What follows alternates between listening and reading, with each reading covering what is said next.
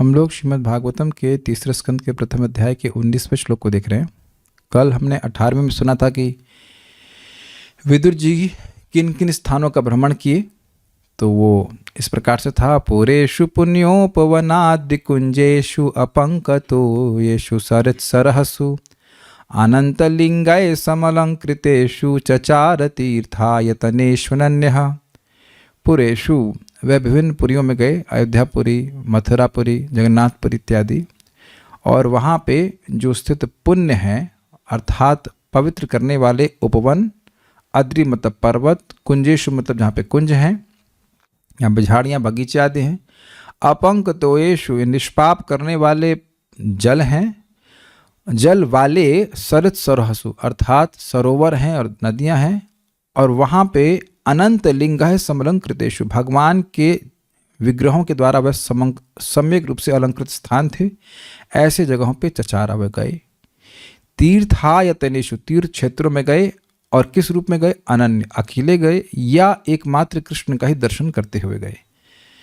आपको समझना होगा कि ये जो विदुर जी की तीर्थ यात्रा है वह 36 महीनों की नहीं 36 साल की थी।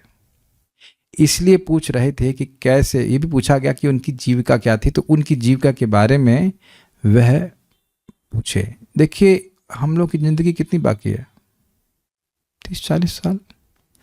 तो स्वाभाविक सी बात है कि 30-40 साल की ज़िंदगी है, मतलब अपनी बात कर रहा हूँ, तो स्वाभाविक बात है व्यक्ति सोचेगा कि मैं कैसे जीवन चलाऊंगा। कोई भी व्यक्ति सोचता ही, इसमें कोई बड़ी बात नहीं है। तो जो व्यक्ति, विचार कीजिएगा, जो व्यक्ति राजमहलों में पला हो वह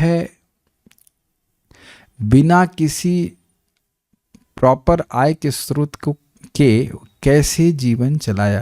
आपने सुना होगा ना भजन, महलों में पली बन के जोगन चली। That is very amazing. जो श्लोक को सुनेंगे वह बहुत आश्चर्य इसलिए करेंगे कि अगर हमें भी कह दिया जाए कि रजाई छोड़कर सिंपल कहीं जमीन पे जा करके हम रह जाएं, जमीन पे सो जाएं एक सिंपल कंबल ओढ़ करके, तो असंभव ही होगा।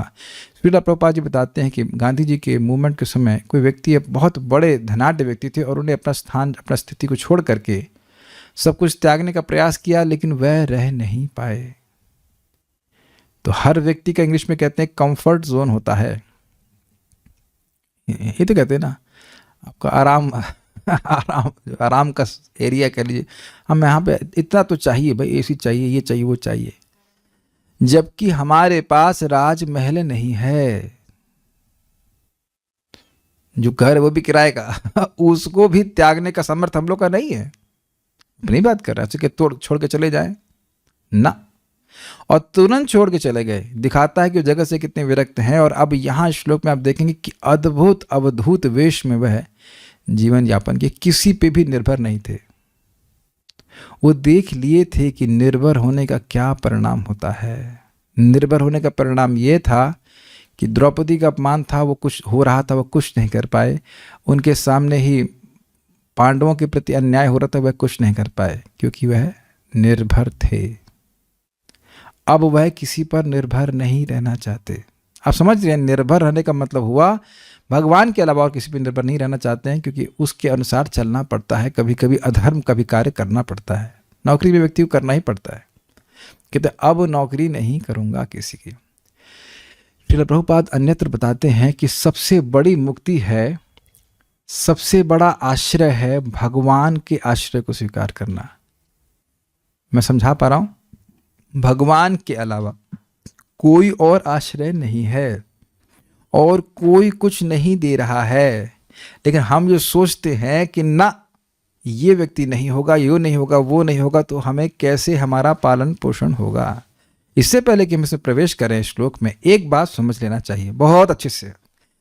आज भी मैं परम पूज्य वंदन चंद्र महाराज से मिलने का मौका था, तो हम बात कर रहे थे। मैं कहा महाराज आप पूरे प्रवचन में 1-2 बात विशेष करके आप बताते हैं। तो कहते हैं हाँ महाराज हम तो समझ गए। महाराज कहते हैं हाँ ये बताना ही होता है ऐसे, क्योंकि ज़्यादा बात तो समझ में एक बात जरूर स्ट्राइक कर जाती है व्यक्ति को। तो एक स्ट्राइकिंग बात हम पहले ही बोल देना, जो हमको बहुत अच्छा लगा था महाराज के प्रवचन से, कि देखिए यह तो आप सब लोग स्वीकार करेंगे कि किसी भी व्यक्ति को किसी से भी जन्म मिल सकता था। जहाँ से भी आप जन्म ले, जो भी माता पिता हमारे रहे, उनके अलावा हम किसी से भी जन्म ले सकते थे, और ये तो निश्चित बात है किसी न किसी के द्वारा मार दिए जाएंगे, चाहे मच्छर ही क्यों ना हो। मच्छर ही मार सकता है। जब मच्छर से मरवा सकते हैं, किसी से भी जन्म दिलवा सकते हैं, तो क्या किसी के द्वारा पालन नहीं करवा सकते? तो एकमात्र पालन करने वाले वही हैं। बल्कि जब भी आपको कहीं से भी कोई सहायता प्राप्त हो तो उस व्यक्ति का तो धन्यवाद कीजिए भी, यह भी देखिए कि भगवान ने उस व्यक्ति को प्रेरित किया है आपको कुछ वस्तु देने के लिए। Is that okay? छोटी छोटी चीजों में भगवान का हाथ देखने का प्रयास कीजिए, और इस प्रकार से भगवान में विश्वास हम बढ़ता है। हमारा जो हमारा अधिकार है उसके अनुसार व्यतीत करना चाहिए। लेकिन यहाँ क्योंकि महाभागवत है, वो जानते हैं, उनकी खुद ही तो वो नीति दिए हैं। क्या नीति है? कहीं भी जाओगे तो 5 चीज मिलेंगी, दोस्त मिलेंगे, दुश्मन मिलेंगे, तटस्थ मिलेंगे, जिनको तटस्थ मतलब जिसका आपसे कोई मतलब नहीं है, और आश्रय लेने वाले मिलेंगे और आश्रय देने वाले मिलेंगे। ये तो खुद ही नीति बताए हैं ना। तो वो जानते हैं कि भगवान को कहीं पे भी जाएंगे तो भगवान का आश्रय प्राप्त ही होगा। अब वह दोबारा इस प्रकार के जंजाल में नहीं फंसना चाहते हैं। अब ये बाकी समय वह केवल भगवान के स्मरण में बिताना चाहते हैं। तो कैसे वह अपना जीवन यापन करे, इस श्लोक पे 19वें में आप देखेंगे। मेरे पीछे बोलिए। गाम पर्यटन मेद्य विविक्त दृष्टि विविक्त वृत्ति सदा प्लुतोध शयनो वधूतः। गाम पर्यटन मेद्य विविक्त वृत्ति सदा प्लुतोधः शयनो वधूतः। अलक्षितः स्वैरवधूत वेशो व्रतानि चेरे हरितोषणानि। अलक्षितः स्वैरवधूत वेशो व्रतानि चेरे हरितोषणानि। गाम पर्यटन मेद्य विविक्त वृत्ति सदा प्लुतोधः शयनो वधूतः। गाम पर्यटन मेद्य विविक्त वृत्ति सदा प्लुतोधः शयनो वधूतः। अलक्षितः स्वैरवधूत वेशो व्रतानि चेरे हरितोषणानि।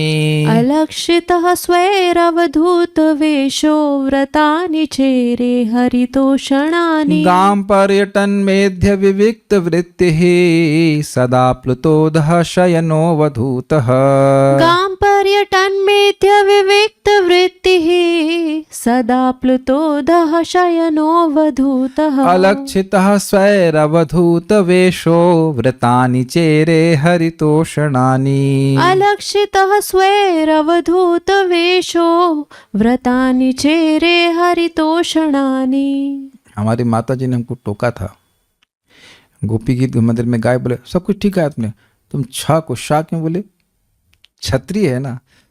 तो हम समझ में नहीं आया क्या बोल रही थी। मतलब कमेंट मैंने तो उनका करेक्शन समझ नहीं आया। फिर हमने कहा अलक्षिता नहीं अलक्षिता, समझ आ रहा है? हम भी गलती कर रहे थे उसमें। कह रहे हैं अलक्षिता स्वैर अवधूत वेशो, तो अलक्षिता छ बोलते ना, छत्री वाला छ, और हम अलक्षिता बोले थे। यस, तो मैं गलत बोल गया था वहाँ पे, तो फिर से बोलते हैं। गाम पर्यटन मेद्य विविक्त वृत्ति सदा प्लुतोधः शयनो वधूतः। गाम पर्यटन मेद्य विविक्त वृत्ति सदा प्लुतोधः शयनो वधूतः। अलक्षितः स्वैरवधूत वेशो व्रतानि चेरे हरितोषणानि। अलक्षितः स्वैरवधूत वेशो व्रतानि चेरे हरितोषणानि।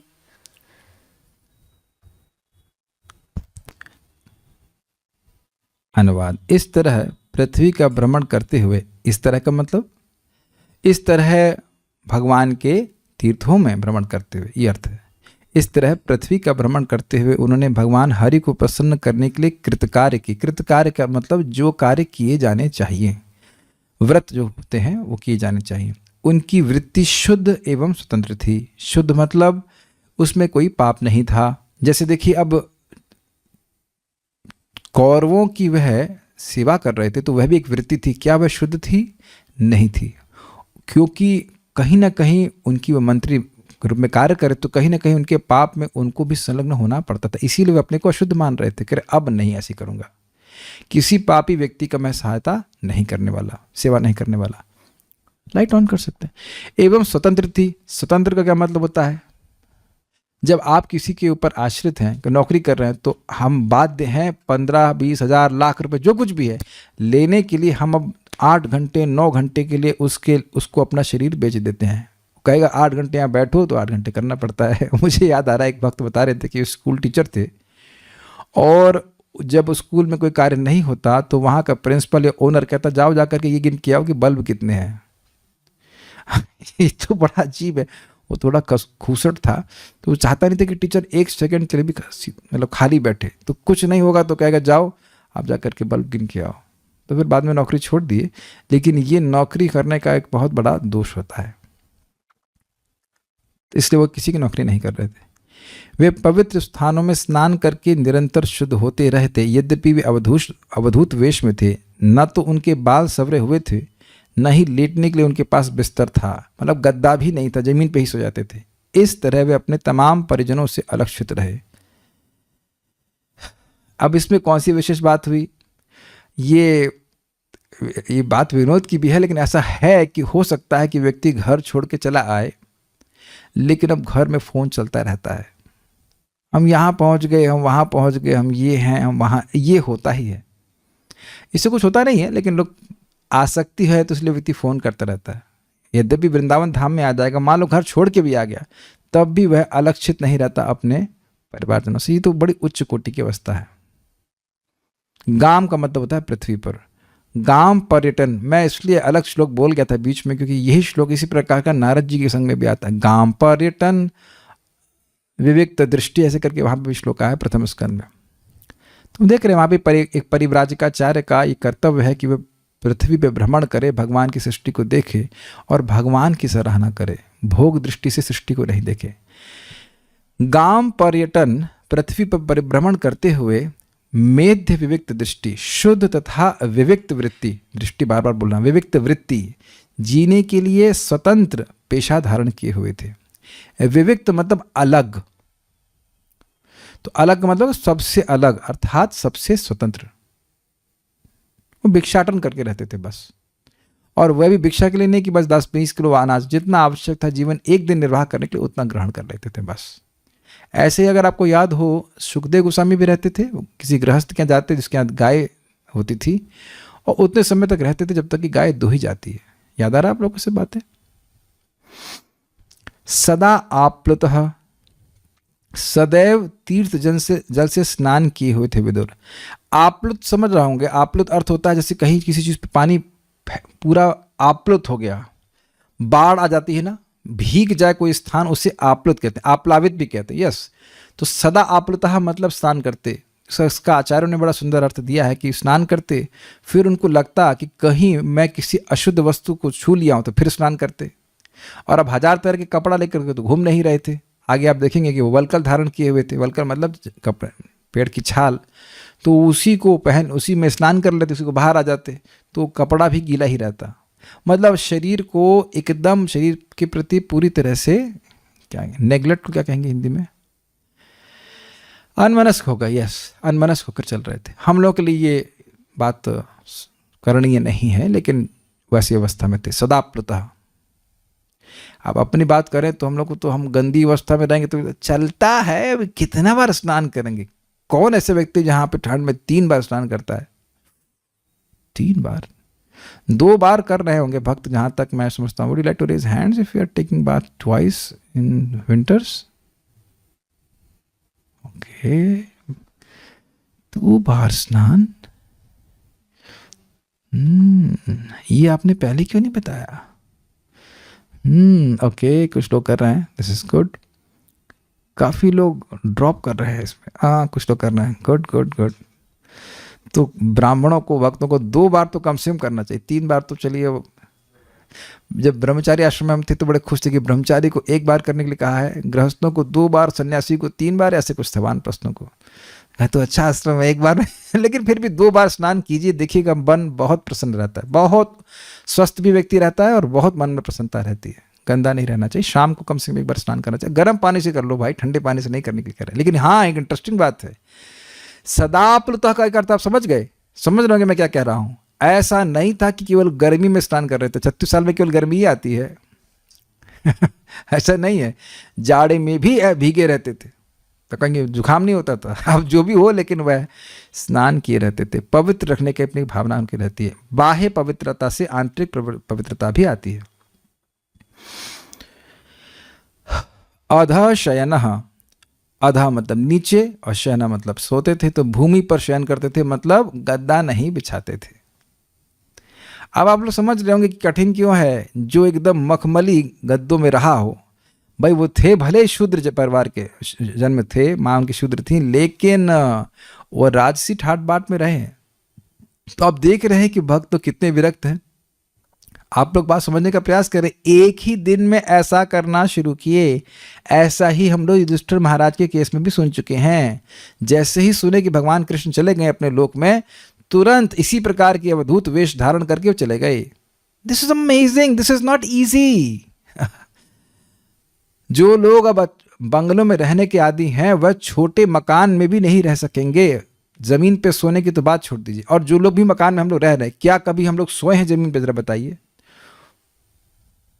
मतलब जमीन पे सोने का मतलब ये नहीं कह रहा हूं कि गद्दा बिछाकर, वो तो चलता है, लेकिन बिना गद्दे के। और यहां तो नहीं समझ में आ रहा है कि कुछ वो रजाई भी ओढ़े। आप ऐसा करना मत, फिर बीमार पड़ जाओ, क्योंकि फिर हमसे जब नहीं हो रहा। हम लोग भी नहीं, हम लोग के लिए ऐसा करने के लिए संभव नहीं है। लेकिन हमको ये अप्रिशिएट करना चाहिए कि विदुर जी कितने विरक्त हैं, ये इतने महान भक्त हैं, इसीलिए तो इनके संवाद के बारे में पूछा जा रहा है।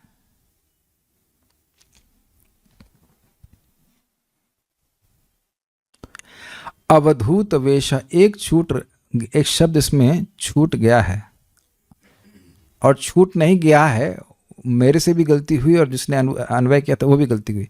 वो सोच रहे थे कि अवधूत शब्द एक बार है और अन्वय में हमने 2 बार कर दिया है। मैं भी ऐसे सोच रहा था, लेकिन एक्चुअली यहाँ शब्द 2 बार आया है।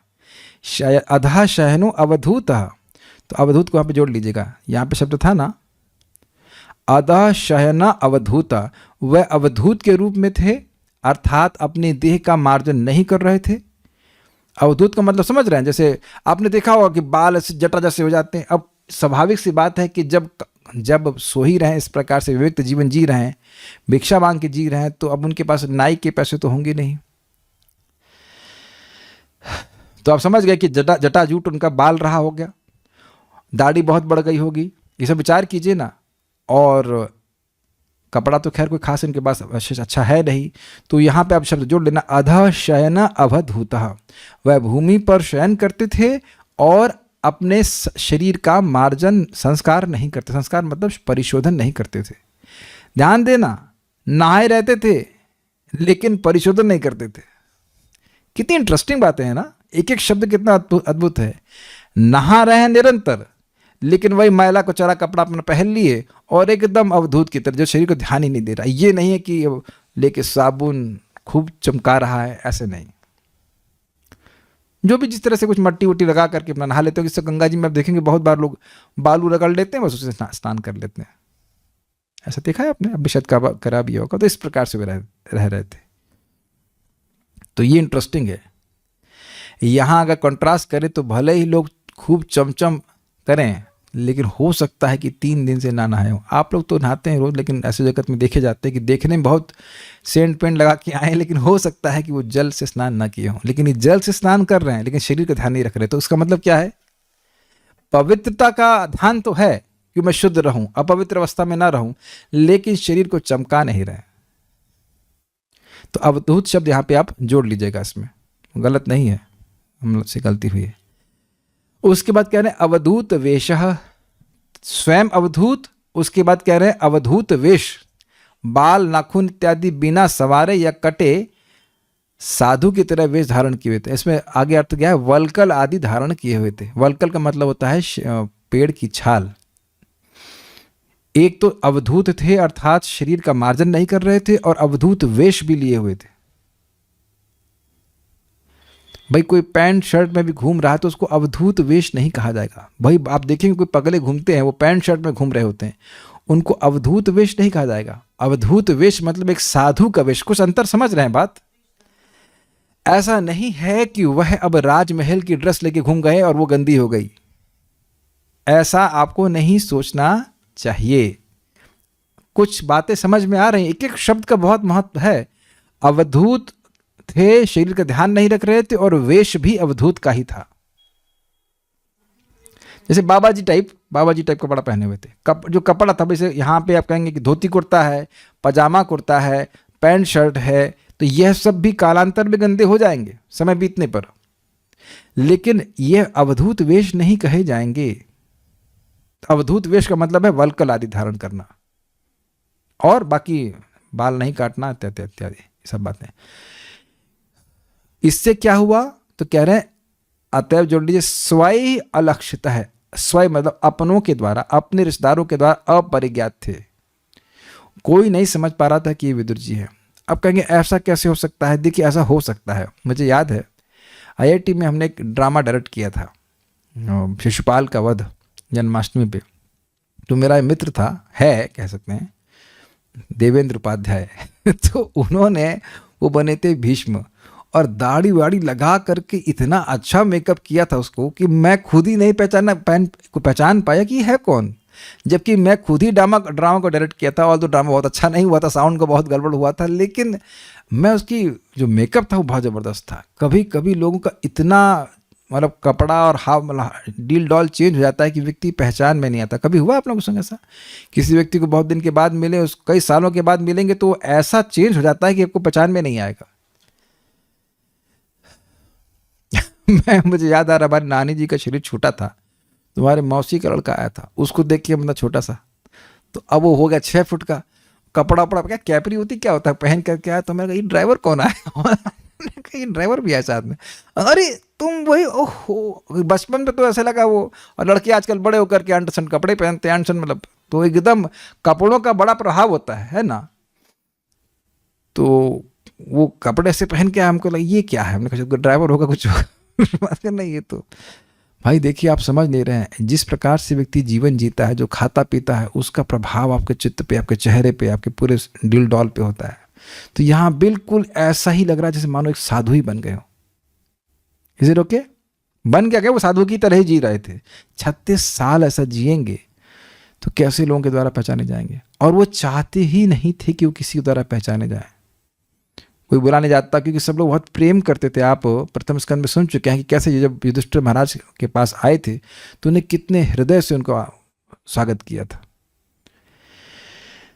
जो व्यक्ति भगवान का प्रेमी है, उससे हर जीवात्मा प्रेम करता है। अगर आपको याद हो तो इसी प्रकार से सुखदेव गोस्वामी भी थे। उनके बारे में बताया गया था कि उनको तो जंगल में रहने वाले जो यति थे वह भी पहचान नहीं पाते थे। जड़वत, मूकवत, ना मूक मतलब ना बोलने वाले, गूंगे की तरह, और पागल जैसे व्यक्ति की तरह घूम रहे थे। और वह भी भगवान की कृपा से परीक्षित महाराज के पास आ गए उनको कथा सुनाने के लिए। मैं समझा पा रहा हूँ कि ये इस प्रकार की जो लोग, साधु लोग होते हैं, वो जानबूझकर अपने आप को छुपा कर रखते हैं। एक और मैं बताता हूँ सच्ची घटना। भक्ति सिद्धांत प्रभु श्रील प्रभुपाद जी के शिष्य, वो प्रवचन कर रहे थे मंदिर में, वो समझा रहे थे। वो कह रहे थे कि एक बार वो यहाँ पर परिक्रमा करते हुए जा रहे थे, और ऐसे कोई बाबा जी इनको दिखे एकदम अवधूत वेश में, और कुछ तो उनसे संवाद हुआ। उन्होंने कहा कि हमारे गुरु महाराज हैं ओम विष्णुपाद श्री श्रीमद भक्ति सिद्धांत सरस्वती ठाकुर जी महाराज। तो जानबूझ करके ऐसे साधु लोग अपने को ऐसे अवस्था में रखते हैं कि लोग उनको परेशान नहीं करें, अपने तेज को छुपा के रखते हैं। तो इसी प्रकार से थे, स्वयं अलक्षिता। वह अब और किसी आसक्ति में, बंधन में नहीं पड़ना चाहते थे। और कर क्या रहे थे? ये सब क्यों जरूरी था? तो कह रहे हैं हरितोषणानि व्रतानि चेरे, भगवान हरि को प्रसन्न करने वाले व्रत संपन्न किए। एक व्रत का उदाहरण आचार्य ने दिया है, क्या है? दया सर्वभूतेषु संतुष्ट येन केनवा सर्वेंद्रिय प्रशांताया, सभी इंद्रियों को शमित करे, इंद्रिय को संयमित करे, सभी जीवों पे दया करे, जैसे भगवान रख रहे हैं वैसे संतुष्ट रहे, तो तुष्यति आशु जनार्दन। इस प्रकार से भगवान जनार्दन संतुष्ट हो जाते हैं। तो व्रत लेने का मतलब है कि मैं वही कार्य करूंगा जिससे भगवान संतुष्ट हों। याद हुए 3 पॉइंट? नारद जी बोल रहे हैं अपनी इंद्रियों को संयमित करे, भगवान जैसे रखें उसमें संतुष्ट रहे और सभी जीवों पे दया करे। तो इस प्रकार से अगर व्यक्ति करता है तो वह भगवान को बहुत जल्दी संतुष्ट कर देता है। तो इस तरह के व्रत और भगवान का नाम उच्चारण, भगवान का श्रवण कीर्तन, यह सब वह कर रहे थे, ऐसा करते हुए घूम रहे थे। सो अब हम लोग शिदरी देखते हैं। तीर्थों में संचरण करते हुए, सम्यक रूप से चलते हुए विदुर जी ने व्रतों का पालन किया। तो अगर पूछा जाए कि तीर्थ भ्रमण करते समय क्या किया, तो भाई भगवान हरि को प्रसन्न करने वाले व्रतों का पालन किया। उनकी वृत्ति मेध्या अर्थात पवित्र थी। पवित्र का मतलब पाप से रहित थी। तथा विविक्त अर्थात दूसरों की वृत्ति से संकीर्ण नहीं थी। संकीर्ण का मतलब होता है नैरो। तो आप समझ रहे इसका अर्थ? तुमको यहाँ ये 6 घंटा काम करना पड़ेगा, हो गए ना संकीर्णता। अरे आज आप कथा में नहीं, अरे वो बॉस आज हमको छोड़ा नहीं, तो वृत्ति संकीर्ण हो गई कि नहीं हो गई? इतने समय तक से इतने समय तक तुमको यहाँ बैठना ही होगा, ये हो गई संकीर्णता, है ना? फिक्स, लिमिटेड ना, ऐसी कोई वृत्ति उनकी संकीर्ण नहीं थी। किसी भी बंधन में वह नहीं थे, ये बात है। क्योंकि भगवान का व्रत लेना था, व्रत का पालन करना, बस उसी में वह सदा अभिनिविष्ट रहते थे। ये कह रहे हैं सदा प्लतः अर्थात वे प्रत्येक तीर्थों में जाकर स्नान करते। ये भी बड़ा रुचिकर है। भक्त लोग जब चलते हैं, परिक्रमा कर रहे हैं, कुछ कर रहे हैं, तो होगा कि अच्छा इस सरोवर में स्नान कर लिया तो अब अगले सरोवर में भी स्नान करें। आप समझ गए ना? वृंदावन में आकर कोई परिक्रमा करता है तो मान लो प्रेम सरोवर में स्नान करें, अच्छा मानसी गंगा में भी करें, और वहाँ कर तो लिया। करते हैं कि नहीं करते हैं? एक जगह तो अपना स्नान कर लिया, तो दूसरी जगह माला को स्नान करा लिया, सिर्फ कि तुलसी माला पवित्र हो जाती है। पता नहीं क्या लॉजिक है, लेकिन हम भी किए हैं, करवाए, या थोड़ा आचमन कर लिया। लेकिन सदा प्लतः मतलब जिस भी तीर्थ में गए उस भी तीर्थ में वह स्नान किए। और ध्यान दीजिए कि बहुत जगह ऐसे तीर्थ होते हैं जहाँ बहुत सारे सरोवर होते हैं। वृंदावन में, मथुरा में तो, मतलब मथुरा क्षेत्र में तो बहुत सारे हैं। उस समय कितने होंगे जरा बताइए? इस समय तो कुछ मान लो लुप्त भी हो गए, उस समय तो बहुत सारे होंगे। भाई आज से 5000 साल पुरानी बात है, उस समय तो ब्रज एकदम अपने सच्चे स्वरूप, सच्चा मतलब इन द सेंस प्रकट स्वरूप में रहा ना, तो कितनी सारी चीजें होंगी वहां पे। यमुना में भी बहुत सारे घाट हैं, तो इस घाट में स्नान किए, फिर दूसरे घाट पे भी स्नान किए, फिर तीसरे घाट पे भी स्नान किए। इस बातें एक बड़ी रुचिकर बात एक भक्त ने बताई कि जो व्यक्ति वाकई दिव्य है वह अपने को दिव्य नहीं मानता। वह तो यही मानता है कि मैं अपवित्र हूं, मुझे बहुत शुद्धिकरण की जरूरत है। अब यहां पे देख रहे हैं। और अधः अर्थात पृथ्वी पर सोते थे, गद्दा नहीं लगाते थे। और अवधूत अर्थात असंस्कृत देह अर्थात अपने शरीर को सजाते नहीं थे, बिल्कुल नहीं सजाते थे। इसको समझने का प्रयास कीजिए। आप में से कुछ लोगों के पास मोटरसाइकिल होगी या स्कूटर तो होगा ही, आप उसको रोज पोंछते हैं? आप पोंछते हैं? मैं नहीं पोंछता। मैं ये नहीं कह रहा हूँ कि सही है या गलत है, या ये कहना चाहिए मुझे ध्यान नहीं आता पोंछना इसको। अब मेरी तो ई बाइक है, तो उसमें पेट्रोल तो वैसे भी नहीं भराना होता है, खाली चार्ज करना होता है। मैं ये नहीं कह रहा हूँ कि सही है या गलत है, but I am just saying कि याद नहीं रहता है। अन्य लोगों को अच्छा चल के किसके पास तुंग विद्या, यू हैव साइकिल, ओके, पूछा था, रोज पूछते आप उसको? नहीं। तो अब मैं एक उदाहरण दे रहा हूं कि जिस प्रकार से हम लोग की साइकिल स्कूटर रहता है और बहुत बार याद ही नहीं रहता है कि कितने दिनों से उसको पोंछा नहीं है। चल रहा है ना स्कूटर, चाबी लगाई, चल रही ना? हाँ चल रही, ठीक है। क्यों महावीर प्रभु कब से पोंछे हैं? कब रोज पोंछते हैं? नहीं। तो आप समझ गए मैं क्या कह रहा हूं। एक दिन ऐसी स्थिति आ जाएगी कि व्यक्ति को याद ही नहीं रहेगा कब खाया था, खाना कब खाया था, 3 दिन तो हो गया लगता है। ये भगवान के प्रेम के कारण ऐसा होता है, व्यक्ति भूल जाता है। मैं एक उदाहरण दे रहा हूं। मैं ये नहीं कह रहा हूं कि गाड़ी को साफ करना खराब बात है, अच्छी बात है, आप साफ कर रहे हैं, लेकिन हम बोल रहे हैं कि याद नहीं रहता है, याद नहीं रहता है, ये क्या कर सकते हैं। तो अवधूत मतलब असंस्कृत देह, असंस्कृत मतलब अपरिमार्जित देह, मतलब बहुत ध्यान नहीं रखते, बस स्नान कर लेते, स्नान कर बाहर आ गए। बात तो यही है कि जितना हमारा संबंध हमारे स्कूटर से है उतना ही संबंध हमारा देह से है। तब बता सकते हैं कि हमारा स्कूटर से क्या संबंध है? माइक में बताइए कुछ हिसाब किताब। स्कूटर से हमारा समझ में आ गया ना? बहुत अच्छी तरह से आपने उत्तर दिया है। कोई संबंध नहीं है। यस, एक भक्त बोला कैरियर यंत्र रूढ़ानी माया, एग्जैक्टली यही शब्द है भागवत गीता का। एक यंत्र है, इसमें आप बैठे हुए हैं, एग्जैक्ट यही शब्द है कैरियर। यंत्र रूढ़ानी माया, उस यंत्र में बैठ के इधर से उधर जाते हैं, उधर से जाते हैं, और क्या प्रयोजन है? यही है, इतना ही संबंध हमारा देह से। लेकिन देखिए कितना ज़्यादा व्यक्ति, हम सभी लोग आ सकते हैं इस देह में। एटलीस्ट स्वीकार करना चाहिए, धीरे धीरे भक्ति के द्वारा हम इससे अनासक्त होते हैं। तो एक तो हो गया अवधूत चर्या, और उसके बाद अवधूत वेश। मैंने इसकी व्याख्या ऑलरेडी कर दी। अवधूत वेश अर्थात बलकल आदि धारण किए हुए अवधूत वेश में रहते थे, यानी कि पेड़ की छाल। बलकल मतलब पेड़ की छाल। आप लोग कभी सोचे ऐसा? We like to wear parchment, English में कहेंगे पेड़ की छाल की हम सलवार कुर्ता या कुछ पहनना चाहिए। कभी संकल्प भी नहीं आया है ना, कभी। Don't try it at home, नहीं ऐसा करें फिर तो पक्का ही घर से बाहर निकाल देंगे।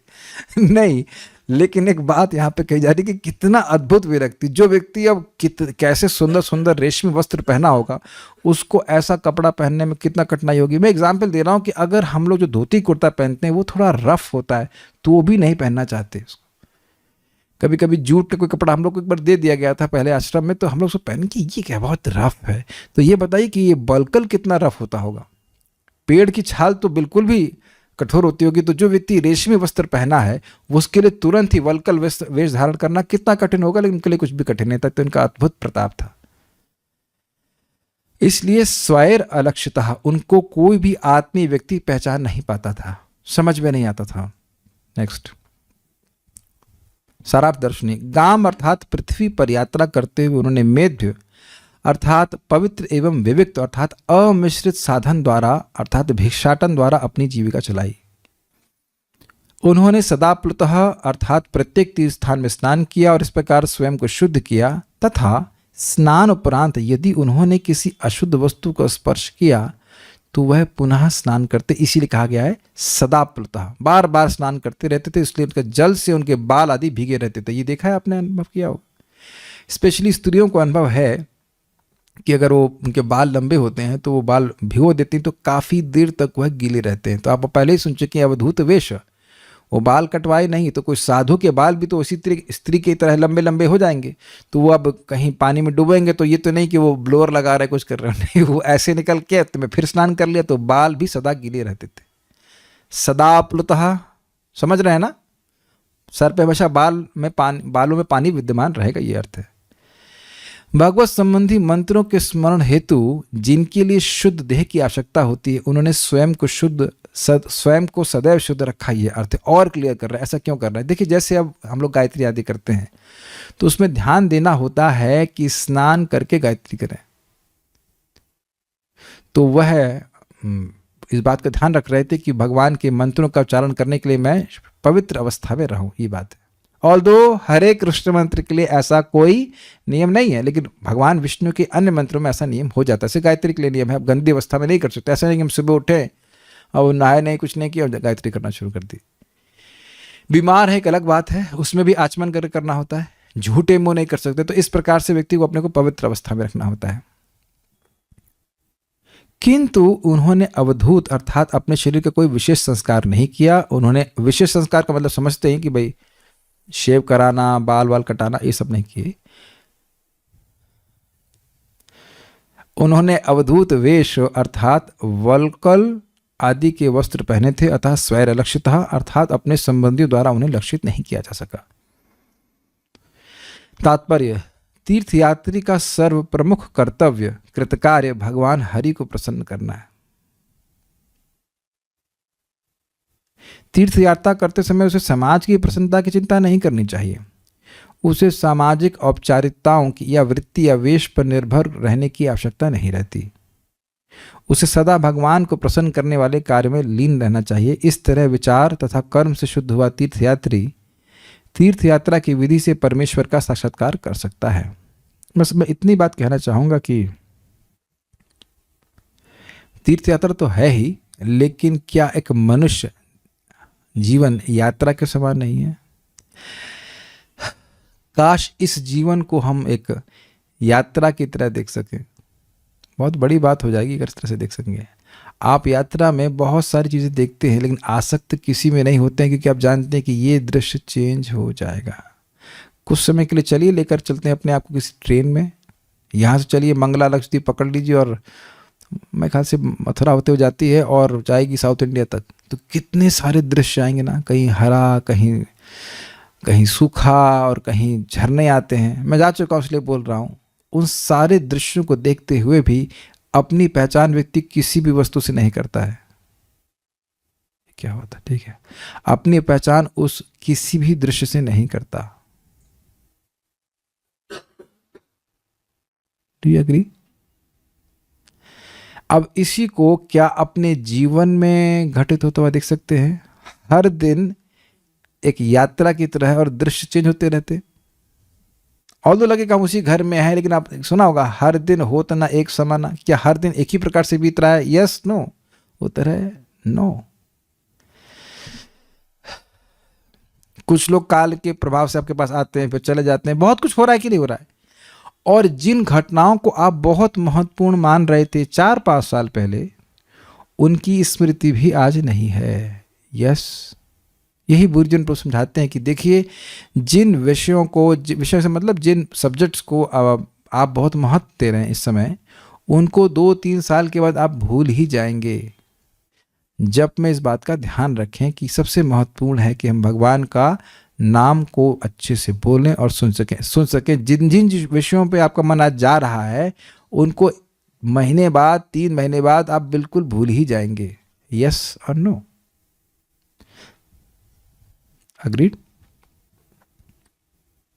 आप कहेंगे इसका तीर्थ यात्रा से क्या संबंध है? हम आपको बता रहे हैं। एक श्लोक भागवत का आता है 3.33.7, अहो बत स्वपचतो गरियान यज्व अग्रे वर्तते नाम तुभ्यम ते पुस्तपः जुहुनुशस्नुरार्या ब्रह्मानुचुर नाम गृणंती ये। ओह, कितना आश्चर्य की बात है कि व्यक्ति चंडाल के घर में भी पैदा हो, लेकिन वो एक ब्राह्मण से भी श्रेष्ठ हो जाता है अगर उसकी जीव के अग्रभाग पर आपका नाम आता है। क्यों? तो क्योंकि वो सारे तीर्थों का भ्रमण कर चुका है, सारी पवित्र नदियों में स्नान कर चुका है, और सारे वेदों को खूब अच्छे से पढ़ चुका है कई बार, और आर्यों के लिए जो भी आवश्यक वो कर चुका है। कहने का आशा समझ गए कि नाम उच्चारण सबसे बड़ी तीर्थ यात्रा है। हरे कृष्णा कृष्ण कृष्ण हरे हरे, हरे राम राम राम हरे हरे। तो औपचारिकता की क्या जरूरत है? हम तो अब बिल्कुल आक्षेप कर रहे हैं, मिसाइल मार रहे हैं कि कोई माता जी लिपस्टिक ला के जब कर रही है तो उसकी दुआ खराब है। अरे बाप रे, इतना खराब बोलेंगे? हम बोलेंगे खराब है। तीर्थ यात्रा में जा रही हो लिपस्टिक लगा करके। मुझे पता कि वहाँ पे जो भक्त हैं वो नहीं लगाते हैं, लेकिन अगर कोई भी सुने तो हम चाहते हैं कि बुरा लगे, क्योंकि उसे पता नहीं करने क्या आई। अरे अच्छा, एक बार में 2 लिपस्टिक लगाते हैं कि 1 लगाते हैं? ये कैसा, ये कौन सा आइडिया है? एक बार में एक ही लिपस्टिक लगती है कि अलग अलग लिपस्टिक लगाते? एक ही लगाते हैं ना। तो जब लिप्स के ऊपर हरे कृष्णा कृष्ण कृष्ण हरे हरे, हरे राम राम राम हरे हरे स्टिक लगवा रहे हैं, रगड़ रगड़ के लगा रहे हैं, तो फिर दूसरी गंदी वाली लिपस्टिक क्यों लगाई जाए बताइए? साधु वेश में होना चाहिए। अवधूत वेश में तो नहीं रहना चाहिए, लेकिन कम से कम साधु वेश में तो होना चाहिए। आप लोगों ने देखा ही ना कि तिलक लगाते ही व्यक्ति का चेहरा कैसे चेंज हो जाता है। अच्छा मेकअप करें, भक्ति के सूचित करें कि हम भगवान के सेवक हैं और भगवान की भक्ति करिए। दुनिया को प्रसन्न करने से क्या मतलब हुआ? मेरे प्रवचन कोई अभक्त तो सुनने वाला है नहीं। जो भक्त है उन्हीं की शिक्षा के लिए बोल रहा हूँ कि इस प्रकार का अनावश्यक जो शरीर का मेकअप, इससे व्यक्ति को दूर रहना चाहिए। इससे भावना बढ़ जाती कि मैं देह हूँ। ठीक, मुझे पता है कि बहुत से लोग नहीं कर रहे हैं, लेकिन मैं ये भी देखता हूँ कि बहुत से भक्तिन करती भी हैं। तो इसलिए हमारा आवश्यक है इसको बोलना। नहीं बोलेंगे तो क्या चलेगा? बहुत नहीं बोलेंगे तो कम से कम नहीं, तो हमारा अपना कर्तव्य नहीं होगा ना भाई। बहुत होगा कि गुस्सा हो जाएंगे, तो गुस्सा हो जाओ तो क्या कर सकते हैं, लेकिन बोलना पड़ता है, बताना पड़ता है। It is not attractive to Krishna. तो फायदा क्या? जो कृष्ण आकर्षित नहीं हुए तो मतलब क्या? तो हम खाली बोल रहे हैं कि भगवान का नाम उच्चारण के समय तीर्थ यात्रा में होना चाहिए। और आपको हम जो सुने भी हैं, हम तो सुने ही भाई, स्वाभाविक सी बात है कि लिपस्टिक में बहुत गंदी गंदी चीज़ें होती। तो देखिए यहाँ पे अपने को पवित्र रख रहे थे जबकि अवधूत वेश में थे। तो कम से कम हम लोग ठीक वेश में रहते हैं, कम से कम पवित्र तो रखना चाहिए, कुछ गंदी चीज़ नहीं लगानी चाहिए। बात यहाँ पे आ रही तो हम बोल दे रहे हैं, तेल लगाने के बाद स्नान करना चाहिए, स्नान करने के बाद तेल नहीं लगाना चाहिए भक्तों। कोई नहीं बता रहा घर में, अच्छा एक बता दो, घर में कोई बताए ये बात आपको, प्लीज रेज हैंड्स। ये क्रीम पोत लेते हैं, उससे पहले भी गंदी होती चीज़ें होती हैं, उसके बाद भगवान की आराधना नहीं होती है। Please raise hands if somebody has told you. तेल लगाने के बाद, तेल लगाना चाहिए, तेल लगाने के बाद स्नान करना चाहिए, कि तेल लगाने के बाद शरीर अपवित्र हो जाता है। सीख रहे हैं ना यहाँ पे सदाप्लतः अपने को पवित्र रखना। ये नहीं कि वो स्नान कर लिया उसके बाद तेल पोत दिया, पूरा बॉडी गंदी हो जाती है, अपवित्र हो जाती है। उम्मीद है कि बातें समझ में आ रही होंगी। हमें बोलना पड़ता है ताकि कुछ भक्त सीख सकें, ठीक है। अब ऐसा करते करते वो कहाँ पहुंचे, इस श्लोक को देख लेते हैं। इत्थं व्रजन् भारतमेव वर्षं कालेन यावत् गतवान् प्रभासम्। इत्थं व्रजन् भारतमेव वर्षं कालेन यावत् गतवान् प्रभासम्। तावत् शशासा क्षितिमेकचक्राम् एकातपत्रामजितेन पार्थः। तावत् शशास क्षितिमेकचक्राम् एकातपत्रामजितेन पार्थः। इत्थं व्रजन् भारतमेव वर्षं कालेन यावद् गतवान् प्रभासम्। इत्थं व्रजन् भारतमेव वर्षं कालेन यावत् गतवान् प्रभासम्। तावत् शशासा क्षितिमेकचक्राम् एकातपत्रामजितेन पार्थः। तावत् शशास क्षितिमेकचक्राम् एकातपत्रामजितेन पार्थः। इस तरह जब वे भारतवर्ष की भूमि में समस्त तीर्थ स्थलों का भ्रमण कर रहे थे तो वे प्रभास क्षेत्र गए। उस समय महाराज युधिष्ठिर सम्राट थे और वे सारे जगत की एक सैन्य शक्ति तथा एक ध्वजा के अंतर्गत किए हुए थे। एक सैन्य शक्ति मतलब एक आर्मी। कौन सी आर्मी? युधिष्ठिर महाराज की आर्मी। और एक ध्वजा मतलब युधिष्ठिर महाराज की ध्वजा। ये श्लोक का मतलब है। इस तरह से भ्रमण करते गए तो वह प्रभास क्षेत्र पहुंचे। गुजरात में ही तो है प्रभास। यस, अन्वय। इत्थम, इस प्रकार का मतलब जैसा आपने पिछले श्लोक में सुना का उस प्रकार, अवधूत वेश में, सदाप्लुता इत्यादि श्लोकों के द्वारा। भारत एव वर्षम, केवल भारतवर्ष में, विदेश नहीं गए। ये काफी इंटरेस्टिंग है। एक बहुत सुंदर प्रवचन है गौरांग प्रभु का, मेरा भारत महान। तो उसमें उन्हें समझाया कि देखिए भारत इसलिए महान है कि ऑलमोस्ट 1 घंटे की ट्रैवल में आपको कोई तीर्थ जरूर मिल जाएगा, कोई तपोस्थली, कोई तीर्थ जरूर ही मिल जाएगा। ये भारत का अद्भुत पराक्रम है, स्पेशली इस पुण्य भूमि का।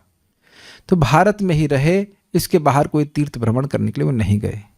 तो इत्थम भारतम एव वर्षम व्रजन, इस प्रकार केवल भारतवर्ष में विचरण करते हुए, कालेना, काल के बीतने के साथ, यथा समय, यावत, जब विदुर प्रभासम गतवान, प्रभास तीर्थ स्थान गए, तावत, तब, पार्थ मतलब प्रथा यानी कुंती के पुत्र अर्थात महाराज युधिष्ठिर, अजितेना, अजित मतलब भगवान श्री कृष्ण जो किसी के द्वारा जीते नहीं जाते तो कहते हैं अजितेना, यानी भगवान श्री कृष्ण की कृपा से, एक चक्राम, आपने सुना होगा एक चक्र सम्राट, पूरे विश्व के एक चक्र सम्राट, मतलब उनका चक्र, उनका आधिपत्य था वह पूरे विश्व में व्याप्त था। तो कह रहे एक सैन्य के बल से, एक आतपत्राम, आतपत्र मतलब होता है ध्वजा, तो कह रहे एक ध्वजा के अंतर्गत क्षितिम शशासा, पृथ्वी पर शासन किए हुए थे। श्लोक समझ में आ रहा है? श्लोक देखिए एक बार। इत्थम, इस प्रकार, व्रजन, भ्रमण करते हुए, कहाँ पे? तो कहते हैं भारतमेव वर्षम, भारतवर्ष में ही भ्रमण करते हुए, काले न यावत, काल बीतने पर, जब वह गतवान प्रभासम, प्रभास क्षेत्र में गए, तावत, उस समय, शशासा, शासन कर रहे थे, क्षितिम एक चक्राम, पूरी पृथ्वी पर एक चक्र यानी एक सैन्य बल से, और एकात पत्राम, एक ध्वजा से, पार्थ अर्थात युधिष्ठिर महाराज शासन कर रहे थे। तो एक प्रश्न हो जाएगा भाई ऐसा कैसे कर रहे थे? तो कह रहे अजितेना। आप पहले ही सुन चुके हैं कि इन्हीं ने अर्थात विदुर जी ने धृतराष्ट्र कहा था कि भगवान पांडवों को अपना आत्मीय मानते हैं, तो भगवान की कृपा से कोई भी व्यक्ति वह पांडवों को जीत नहीं सकता था। तो तो इसीलिए भगवान की कृपा से पूरे विश्व पे वह राज्य कर रहे थे। ये बात है। श्रीधरी, उतने समय तक भगवान श्री कृष्ण की सहायता से, उतने समय तक का मतलब जब तक ये परिभ्रमण कर रहे थे तब तक, उतने समय तक भगवान श्री कृष्ण की सहायता से राजा युधिष्ठिर ने संपूर्ण पृथ्वी का एक छत्र राज्य किया। एक चक्राम कहने का अभिप्राय है कि संपूर्ण पृथ्वी पर एकमात्र राजा युधिष्ठिर की ही सेना थी, तथा एकात पत्राम पद का अर्थ है संपूर्ण पृथ्वी राजा युधिष्ठिर के श्वेत छत्र के तले प्रशासित होती थी। श्वेत छत्र मतलब सफेद।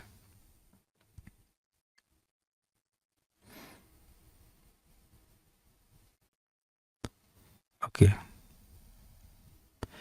क्रम संदर्भ, विदुर जी संपूर्ण भारतवर्ष पर भ्रमण करते रहे। प्रभास का क्षेत्र को क्षेत्र कुमारिका खंड के नाम से भी जाना जाता है। यह वर्णन विष्णु पुराण के अनुसार है। तात्पर्य, 5000 से अधिक वर्ष पूर्व जब संत विदुर तीर्थयात्री के रूप में पृथ्वी का भ्रमण कर रहे थे तो इंडिया भारतवर्ष के नाम से विख्यात था, जैसा कि आज भी है। विश्व इतिहास भूतकाल की 3000 वर्षों से अधिक का क्रमबद्ध विवरण नहीं दे सकता, किंतु उसके पूर्व सारा संसार महाराज युधिष्ठिर के ध्वज एवं सैन्य शक्ति के अधीन था और वे संसार के सम्राट यानी चक्रवर्ती राजा थे। आज के समय में संयुक्त राष्ट्र में सैकड़ों हजारों ध्वज फहराते हैं, किंतु विदुर के समय भगवान कृष्ण अर्थात अजित की कृपा से केवल एक ध्वज था।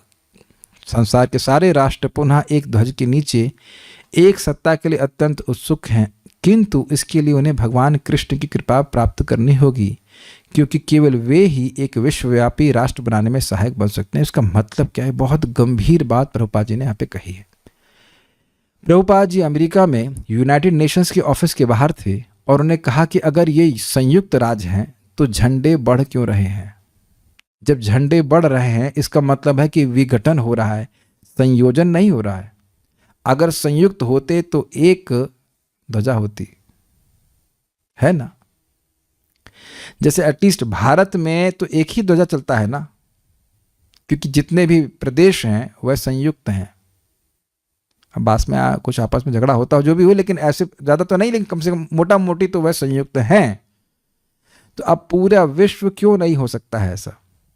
क्योंकि हर व्यक्ति अपने को केंद्र मान रहा है।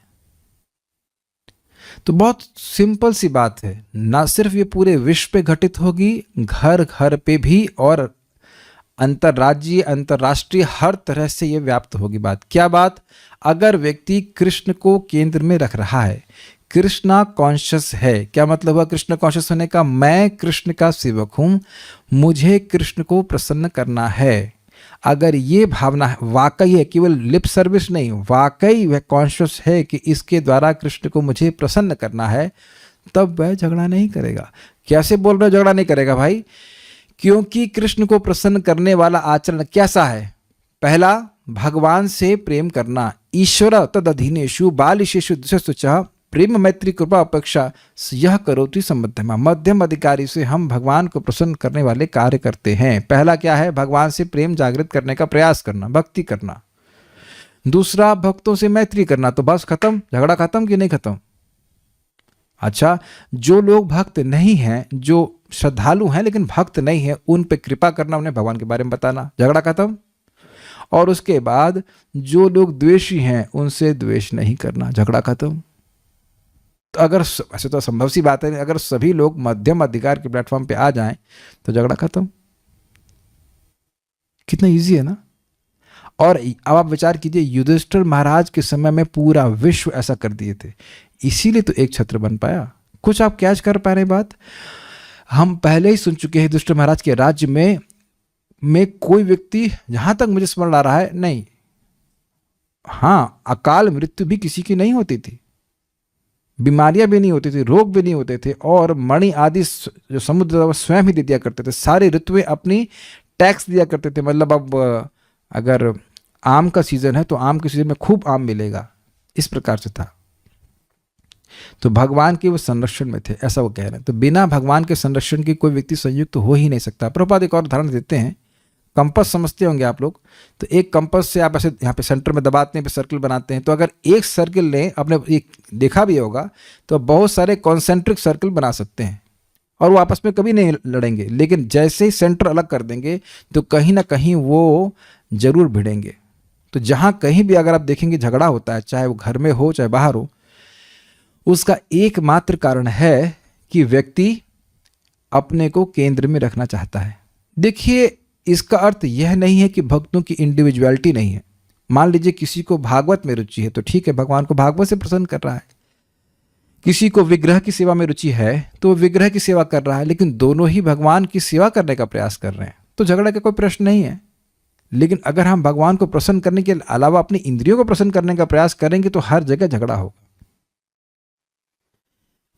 तो बहुत अच्छी बात प्रभुपाद ने कहा कि अजितेना, भगवान अजित, भगवान कृष्ण की कृपा से। केवल ऐसा नहीं था केवल कि बस बल के द्वारा वह रोके हुए थे, नहीं, क्योंकि वो भगवान के भक्त थे, इस कारण से भगवान की कृपा से सभी लोग उनके प्रति अनुकूल थे। ये बातें हैं। कोई प्रश्न किसी बात का है तो मैं देख लेता हूँ। Stop here now. एक ध्वज मीन्स वन कंट्रोल। यस, एक बात पूछ रहे हैं कि आचमन कितनी बार करना होता है? 3 बार करते हैं। 3 बार मतलब ओम केशवाय नमः, ओम नारायणाय नमः, ओम माधवाय नमः, ऐसे करके आचमन हो जाता है। Okay, so will stop here and continue our discussion tomorrow. Shrimad Bhagavatam की जय, श्रील प्रभुपाद की जय, निताय गौर प्रेमानंदे।